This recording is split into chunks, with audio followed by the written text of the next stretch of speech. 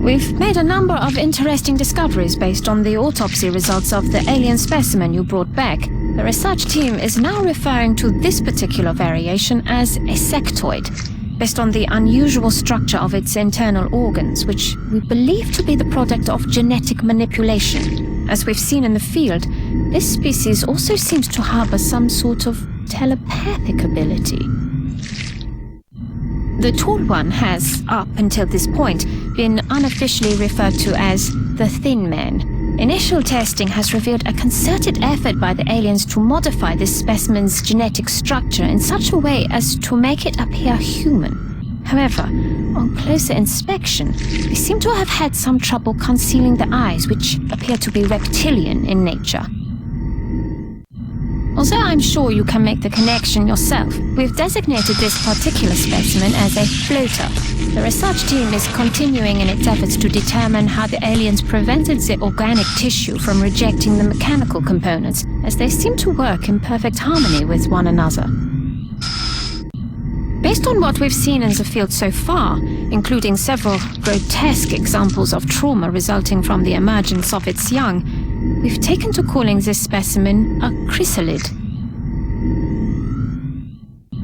This is the most physically aggressive specimen we've discovered so far, which the troops fondly refer to as the muton. I can only assume there's a colorful backstory for such a designation.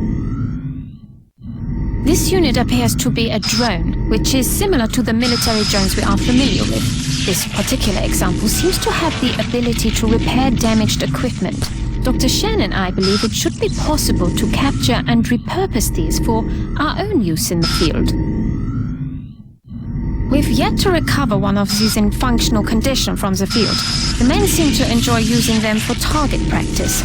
At the present time, we know that the cyber disc, as they've been calling it, is heavily armed, but it shows no clear pattern of behavior on the battlefield.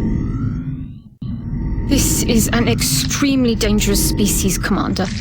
Although not physically intimidating, the psionic power that this creature wields is perhaps the greatest threat we've encountered so far. The men are calling this beast the Berserker, although it shares the same structure as the muton. For reasons yet unknown to us, the Berserker seems to be consumed by bloodlust with little regard for its own safety.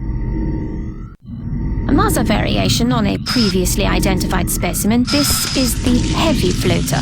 As you can see, the aliens have made substantial improvements to the armor and weapons systems available, while removing some of its exposed vulnerabilities. An extremely dangerous combatant. As if the standard muton hadn't given us enough trouble, the aliens apparently kept several of these elites in waiting for the later stages of their invasion.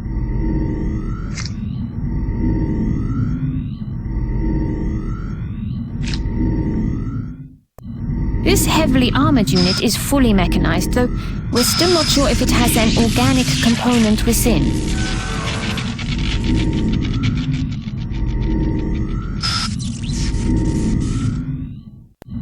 This specimen appears to be at the top of the alien hierarchy, and for good reason. As you've probably seen, its physical form is not suited for combat by any means. However, these elders have an incredible pool of psionic energy at their disposal, which helps to explain why the other species are subordinate to them.